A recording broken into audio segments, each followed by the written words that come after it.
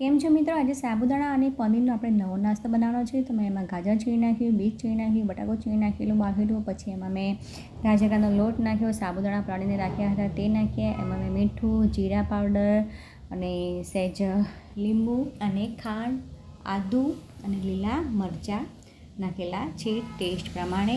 બધો માવો આપણે મિક્સ કરી લેવાનો છે. પછી સરસ મજાના આપણે જે પણ આકારમાં જોતા હોય તે રોલ વાળી લેવાના છે. આવી રીતે લોટ બાંધી હવે પનીર લીધેલું હતું ઘરનું, તે પનીરને પણ આપણે કાપી નાખવાનું છે અને પછી એમાં મીઠું, મરચું અને સાધારણ લીંબુ ઉપર નાખી દેવાનું છે. તમે ચાટ મસાલો પણ નાખી શકો છો.